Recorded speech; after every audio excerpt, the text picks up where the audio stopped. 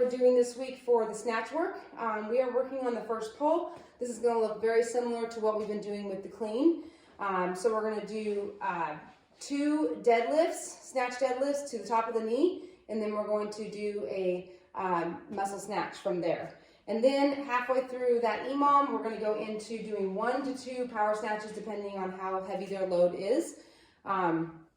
So to start off, we want to make sure that when we get into our snatch grip deadlift position, our shoulders are back and down. We're really pressing into that bar to keep our lats tight. Drive that bar down the leg, and the knees are directing out towards the elbows. So watch that they're not going forward with the knees. Knees go out. Now I'm pressing the knife of my hand into the bar. I'm nice and tight. And as I come up, the knees direct back, okay? I'm not standing up. I'm not pulling into lockout. The knees are still soft, but my shins are vertical. So I'm gonna go 1, and then 2, and then 3, pause, and then push and muscle snatch, okay? From the side view, it's gonna look like this. My starting position, my shoulders over the top of the bar.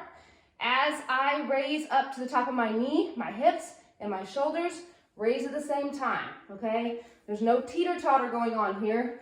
The hips and the shoulders raise together as the knees push back, all right? So at this point, now my lat's covering the bar. My starting position, my shoulder was over the bar, and now as I come up, now my lat's covering the bar and I have leverage, okay? On rep 3, slight pause, push, and muscle snatch, okay? We're gonna do that for the first 7 minutes or so, and then we're gonna go into the power snatch, reminding them that all the same points of performance apply in the power snatch that we just did. So if the first power snatch from the ground needs to have a slight pause, that's okay. If they're newer to this, you might have to go ahead and be like, you know what, pause here, make sure that shoulder's over the bar, make sure those knees are nice and soft, and your lats are tight, and then jump catch, okay?